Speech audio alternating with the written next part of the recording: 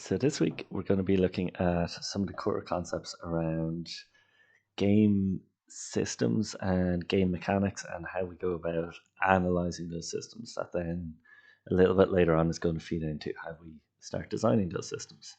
So there's a few things to look at. The first is the Mda framework, which is quite a well-known framework within game studies and game design studies. That lets us view kind of from different angles, from the perspective of the designer and the player, the systems of games. Then we look at this framework called Objects, Properties, Behaviors, and Relationships, which comes from Tracy Fullerton in Game Design Workshop. And it's specifically a useful way to look at the design of when we actually move into designing these systems. It's a useful way of looking at the sort of formal mechanics of those and how they interact, how we have these objects in a game system. They have properties, behaviors, and relationships. So it's a useful sort of tool to have. And then we're going to look at player experience goals, which really are like about the aesthetic experience our players having, how excited they are if it's a game where they're meant to be excited, how scared they are if it's a horror game, that sort of thing. And then we're going to do a brief study on Towerfall, and if there's any questions in terms of Q&A, you can post them up in the Discord and we'll discuss them there. So to start off with the Mda framework.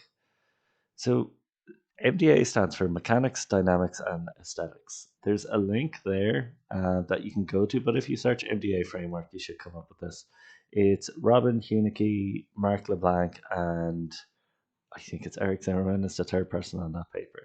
And it's kind of an old paper, but it's kind of foundational in terms of how we go about this sort of formal analysis of the technical aspects of games. So it presents like this formal approach to like how we do game design, how people might look at games critically, and how we might research the formal elements of games. And one of the ideas from a perspective of game designers is that this process aims to strengthen the iterative process. It is there so that we can look at our game from different perspectives and see areas that might need to be improved. And it makes it easier, hopefully, to decompose, study, and design games. So that's kind of a key aspect of it as well, that it's kind of based on not just design, but also study of games and kind of research of games as well and critique. So there's a few important definitions here as we talk about the Mda framework. The mechanics describe the particular components of the game at the level of data representation and algorithms. So this is the sort of thing like that as designers we're designing in. It's like rule sets, components, um, all that sort of thing is basically mechanics. They're the rules we come up with for the game. Dynamics are kind of like this. They can be, they're probably the most difficult area to get a grasp of, but they're what happens at runtime. So it's how the mechanics when we're playing a game affect the player, and the player inputs affect the mechanics, and vice versa. So it's this dynamic between the player and the system as well. And then aesthetics is the last one, and this is really, I suppose, what we think about when we're playing games and when we're acting as players. It's the emotional response we want to, as designers, maybe evoke in a player, or as players that we experience when we play with a game or when we interact with a game system. So there are a few reasons to use it. One is that like game design is what like Eric Zimmerman calls a second order problem. What that means is that basically we want to make our players like maybe let's say if we're making a horror game, we want our player to be scared, but we can't like jump out in front of our player and scare them and like clearly know that we've scared them. Instead, we make a game, and through the rules and interactions of that game, hopefully our player gets scared. Okay, so that's what like a second order problem. And the second order is that we are trying to create the thing that mediates the experience we're trying to create in our players. So we're hoping to create like fun or unique experiences, and we can't do it directly. What we can do is create the rules and the systems, which when we interact with them or play with them, they produce the emotions that we kind of desire, basically. So the model, it just starts off from a few different perspectives, but at a very basic level, it's that at one side we've the designer who creates the game, and at the other side we've the player who consumes the game, and the game exists in the middle, and that is the game exists as a conversation basically between designer and player. And there are some games where this is very clear, some games where this is maybe slightly less clear. And this goes from the rules, which the player creates, to the system, which is what happens when the game is being played, to the fun, like the experience our players are having. And that's mechanics, dynamics, aesthetics.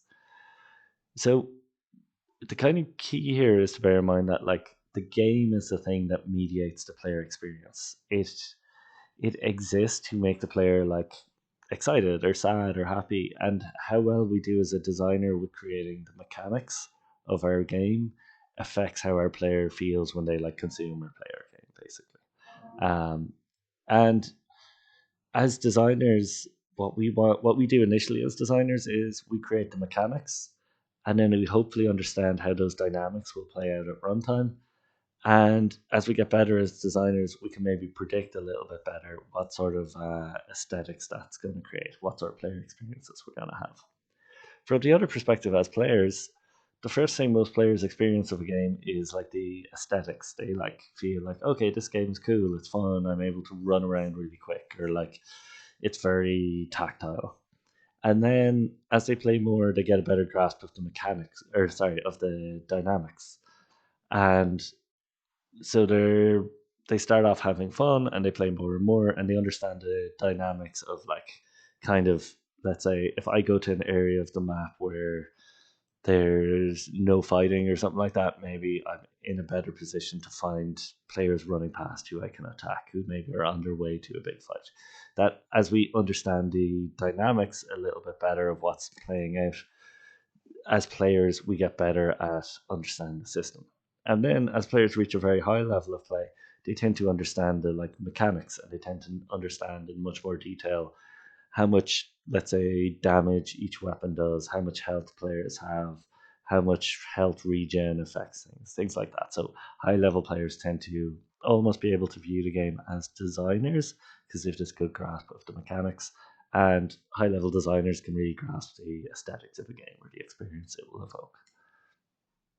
So to start off, mechanics are like the various actions, behaviors, and control mechanisms afforded to the player within a game context. So this, along with the content, so levels, assets, and so on, they the mechanics support overall gameplay dynamics. Okay, so the mechanics lead to dynamics, and these are the things we've direct control over. So, like an example would be in Monopoly, if we thought our game was finishing too quickly, we might put subsidies in place in order to maintain tension and things like that. Sorry. Then dynamics are the kind of things that happen when we actually play and interact with the system. So like the dynamics of two dice rolls are that we get like this random, this bell curve distribution of dice rolls. And similarly, we've like a similar dynamic crop up in Monopoly, where like you roll and you move, and you either, if a person manages to get a lead on a few good properties in the right places, they then are making other players pay, and the person who has more money can afford to buy more property and push other people out of the market. And then aesthetics are like the sort of feelings our games create. So like the sensations, so games as like sense pleasure. So if you play a game like Destiny or something like that, the guns feel great. That's like sense pleasure. I think a lot of that game comes from like sensation. Then like there's also, let's say, fantasy elements. So games as make believe, narrative games as drama, challenge games as obstacles, fellowship game as social framework, discovery games on uncharted territory, expression, which is games as self discovery, and submission, like it's just games as pastime. Okay, so hopefully you've encountered playing games in those different ways, and you can think of examples of like, let's say, games as pastime. Sometimes it's hard to like abstractly think about, but like if you play a game like Cookie Clicker or something like that, that's kind of a game almost as a pastime that you're just sitting there, you're clicking on things, it doesn't matter too much, you're not getting too invested in it. But if you play a game as like narrative, you want to get invested in the drama. So if you're playing like a, let's say, Life is Strange type game or something like that, you really want to get invested in the drama and the story that's playing out in front of you. So the MDA analysis, we can think about like Tetris. Okay, so like what are the aesthetics of the game? How does it feel to play? What are the dynamics of the game? So like what are the systems that play in a game like Tetris, and what are the mechanics? So in Tetris we'd be thinking about like what are the individual rules, and like it's always easy to start with like, let's say, aesthetics. How does it feel to play Tetris? Generally it's kind of like enjoyable and engrossing, and maybe also quite frantic at a certain point.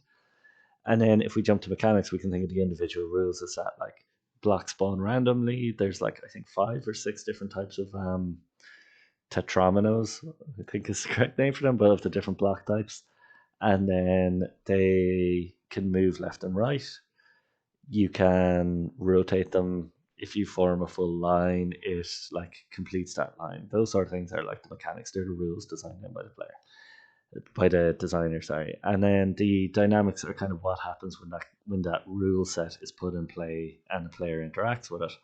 And what we get is dynamics like players dropping things on the wrong places, players like ending up panicking and kind of frantically trying to build a tower, trying to get rid of a tower that they've accidentally built and stuff like that to try and like flatten it and quickly complete some lines and not worrying about scoring, that sort of thing. So that's the dynamics are the kind of things that happen at runtime. So objects, properties, behaviors, and relationships model, as I mentioned, is developed by Tracy Fullerton. It's Game Design Workshop is a book that elaborates on this quite a bit, and it allows us to consider the mechanics in depth. And because the mechanics lead to the dynamics of play when interacted with, this then leads to the player experiences and the aesthetics. Okay, so ideally we want some tools to be able to analyze mechanics, and objects, properties, behaviors, and relationships I find works quite well because it makes it very clear what everything is within the game. So to start off, we have objects. So objects are the basic building blocks of the system. So we can think of these as like the individual level components, and these are the pieces that relate to one another. And yeah, these are basically like individual elements of any game system. Ways to think about this is like they might be physical. So if you're making a board game, these might be game pieces. They might be the squares on a grid, the lines on a sports field, the players themselves. They might be abstract, so it might be in-game concepts. So the idea that like um, let's say in Settler of Catan, you've like the robber mechanic, and that's kind of like a slightly. I know there's a physical representation for it on a board, but it also has like an in-game concept of how the robber works and how it interacts with the rest of the game. And it can be both. Like it can be so the robber is probably actually sorry a good example of both. So there's the representation of that. It's both abstract and physical, basically. Then properties are the sets of values that define the nature of game objects. So in role playing games, you might have characters and items, and they can have values such as strength, vitality, experience level, anything like that. And then the properties might also be like, the audiovisual stuff. So the sounds things make, the sprites, anything associated with the game object, basically. And we can think of these as being like a data block that describes this individual object because we have an object and it has properties. Um, and if we can figure out objects and properties, we can hopefully build out systems that are interesting from that. But the first part of an interesting system is having like objects with as many properties as we need, but not too many. The more complex an object is in a game system, the less predictable the interactions with the object become. So if something has a lot of different inputs and a lot of different properties and can be interacted with in a lot of different ways, it can become quite difficult to predict exactly how that will work. A simple example is to look at checkers or drafts, as we might call it over here. But like basically, pieces have very simple properties. So the object is a checker. Its properties are that its color is either black or white. It has a location, which is an X tile and a Y tile. If we think of the board in checkers as being a grid, and it has a type. It's either normal or king, and that basically describes everything about our checker. There's no more information there. That's our object, and that's its properties. Okay, if that makes sense, we hopefully then can think about developing out this system a bit further. And the way we develop this further is that each object we probably want to have its own behaviors and things it does. So these are the potential actions that, let's say, any interactive object might take. So think of this as like these behaviors are what objects can do, and often we think about this as like using the properties available to them. So like we can think about like the checker can move basically. That's a behavior that is owned by the checker. So they're what they can do. They generally tend to use the properties available to it. The more behaviors an object has, the less predictable it will be. And it can sometimes be limited. So you can have a rule where, like, let's say in chess, a a restriction to pawn movement is that on the first turn that a pawn moves, it can move two spaces instead of one. Okay, so that, like, restriction kind of limits, let's say, what the pawn can do and kind of changes its behavior in certain circumstances. So examples of behavior is like that a bishop can move diagonally as far as it likes until it is blocked or captures another piece. Another example is in an RPG, a character can run, walk, jump, attack, interact with objects, talk, learn new skills, buy or sell items. And that's why often designing games like RPGs and things like that can be quite complex, because we've so many interacting behaviors and relationships that can create kind of so much complexity in terms of what we're trying to design. And complexity, like, having complex systems often doesn't mean that our system will be compelling or interesting. I've seen a lot of student projects where, like, students go like, I got to create an RPG system and it's going to have crafting and running and jumping and blah blah blah. Every system you'd expect in an RPG, and it doesn't feel very good because none of the systems are well developed and they don't have, like, meaningful interactions with other parts of the systems. So before you think of, like, breadth of a system and the amount of different behaviors you can have, think of the depth of each individual behavior to try and, like, basically squeeze as much juice as you can from your design. So in for checker, for example, we can think of that it's our object, it has its behavior, it has its properties, and its behaviors are pretty straightforward. It can move diagonally one space, or it can jump diagonally to capture. Okay, so if it jumps, it's going to move like two spaces basically. And the restrictions are, if it's a normal type checker, it must move towards the opponent. It must capture if it can, and it can make multiple jumps to capture multiple pieces as well. So the fact that it must capture if it can, and that it can make multiple jumps, kind of creates the behavior of, like, the multiple capture jump that you sometimes see in a game of checkers that actually feels very satisfying when you encounter it. And then we have relationships.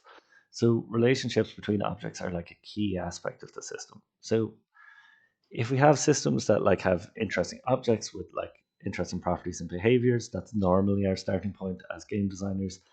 The next step we can do then is think about all the relationships that exist within our systems. So if we have, like, objects without relationships, it's kind of just a collection. So the example here is like a blank set of cards. It's just like a collection of blank cards. It's not really anything. There's no relationship between them.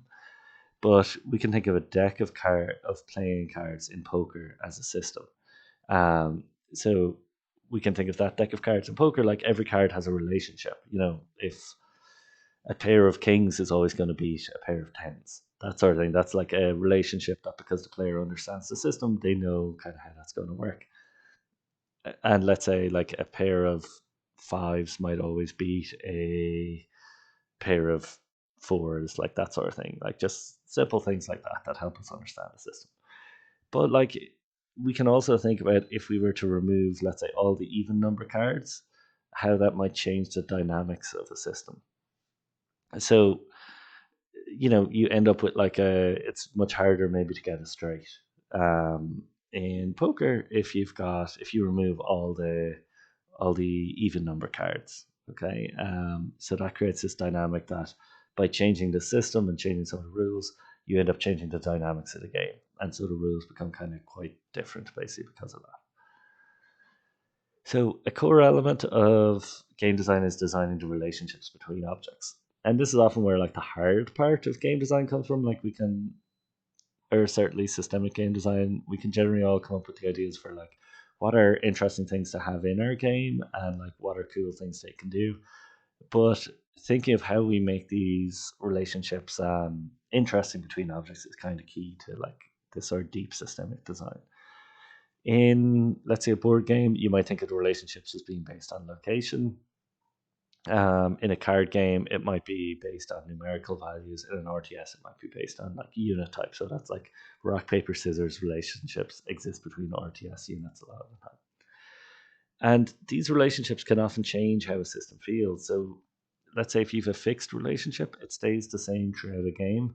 So a fixed relationship is, let's say that a checker can always capture another checker and be captured by another checker, but it must always move forward.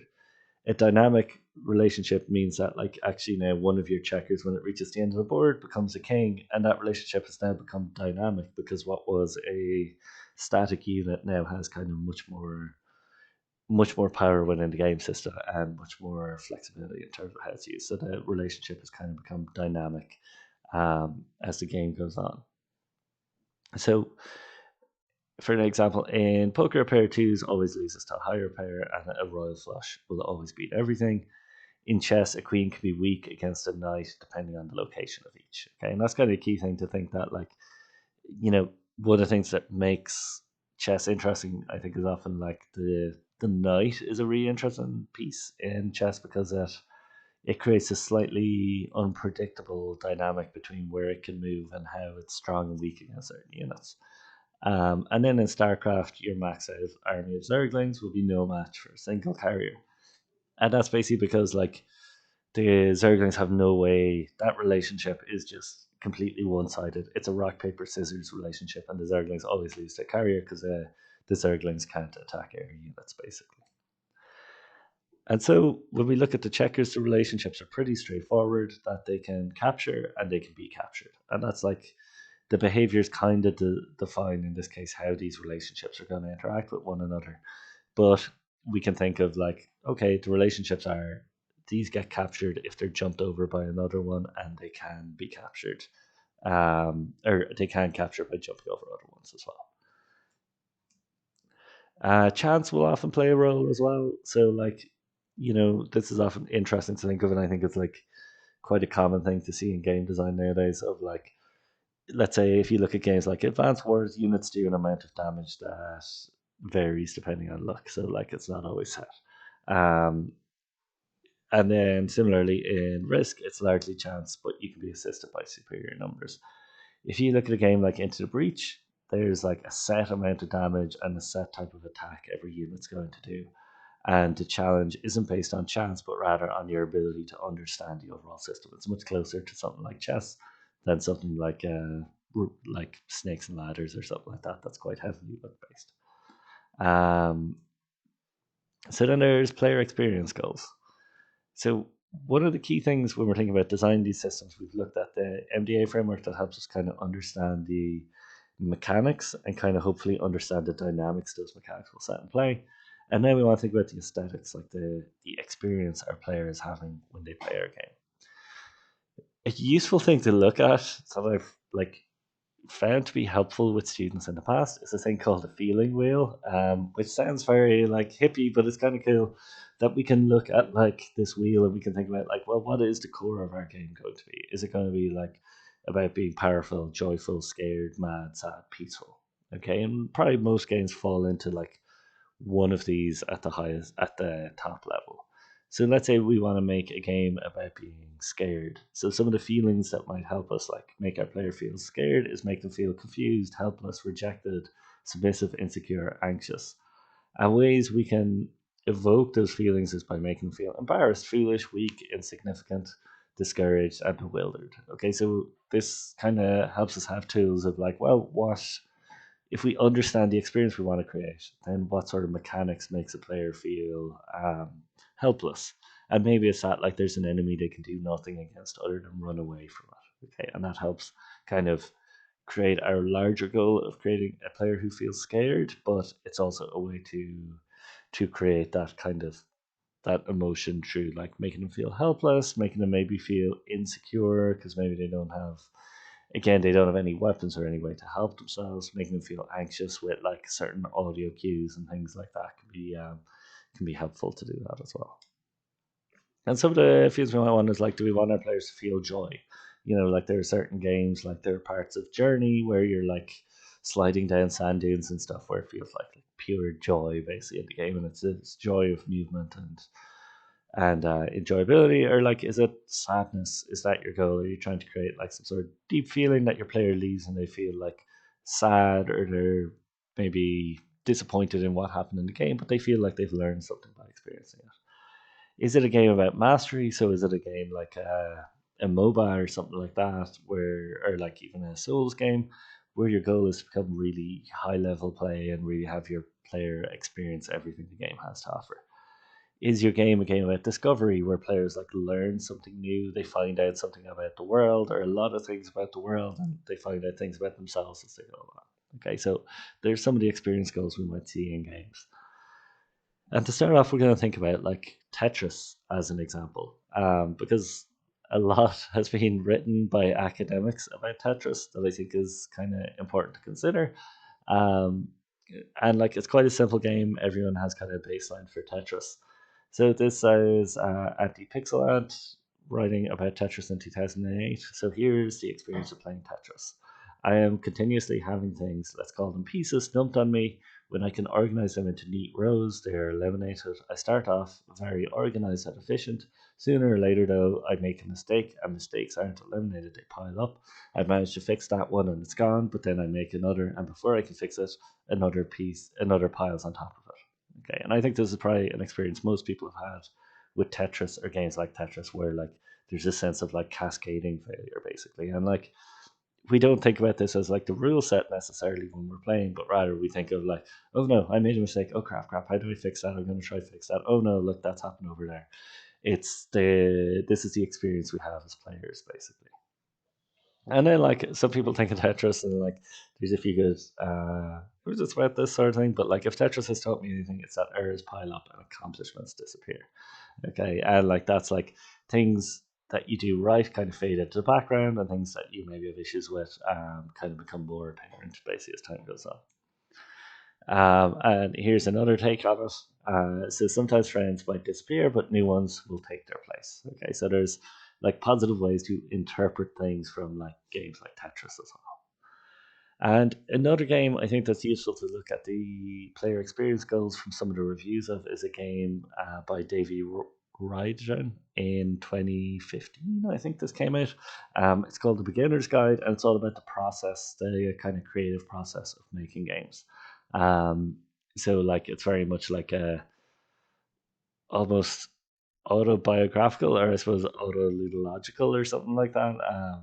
Like a game that you play through, and there's a lot of like talk about failure and trying to create types of games and things like that, and the pressure that could be on someone who creates a successful game for what's their next game going to be.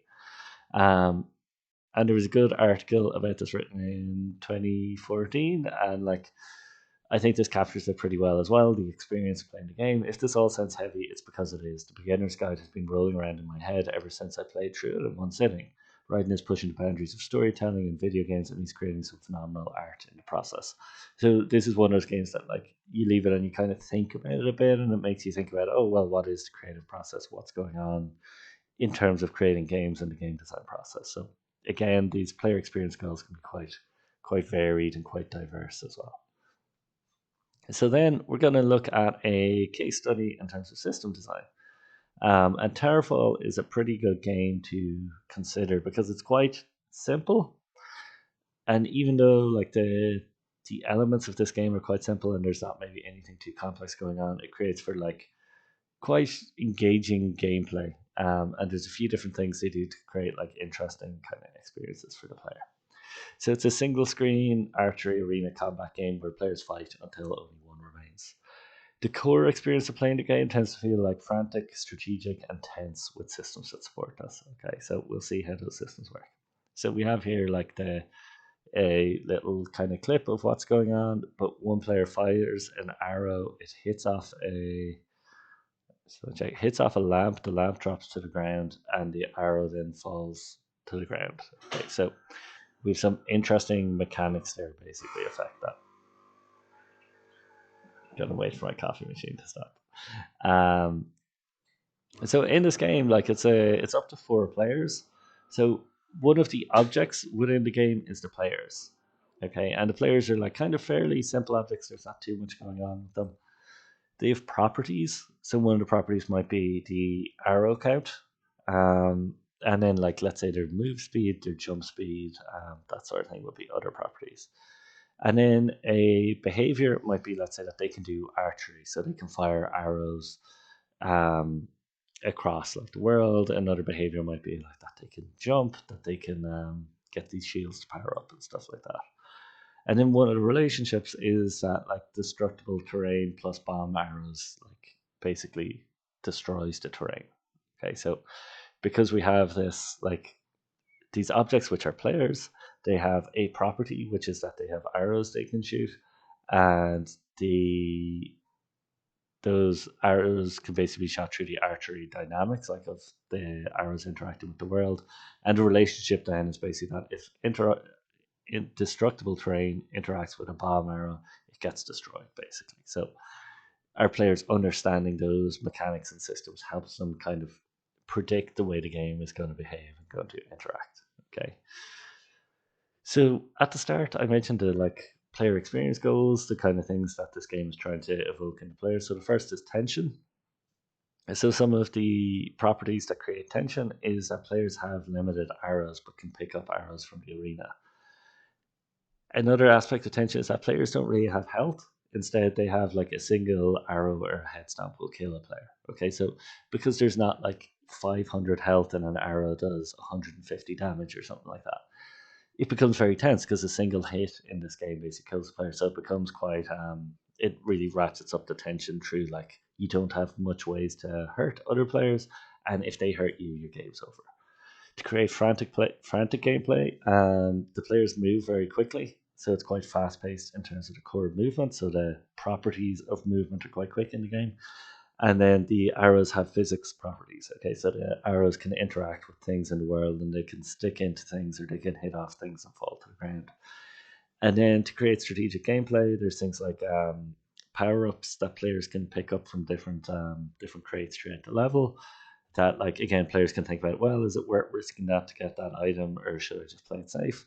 And then there's torches that will light arrows on fire. So if you fire an arrow through a torch, it will light on fire, and then you kind of have a fire arrow and stuff like that. Okay, so there's a relationship between arrows and torches as well. Okay, so what I want you to do after this is to think about a game that you've played and think about what the player experience goals are. What are the aesthetics? What do you think the designers want the players to feel? And beyond that, what do players actually feel when you play the game? What do you actually feel? Is it different to what the designers you think wanted? And then think about what systems support these goals. So, do any systems work against them? So, if you're playing a game that's supposed to be tense and you've unlimited ammo, does that like work against the goal, or is there some reason that that actually helps make the game feel tense? And how would changing variables in those systems affect the player experience? So, let's say if you're playing Resident Evil and you'd unlimited ammo, like what would the dynamics of the game be in that scenario? And how would that kind of changing those variables and those dynamics, how would that affect the player experience? Okay, so that's basically it for this week. If you have any questions, just let me know in the Discord and I will answer them from there. Good luck. Have a great week.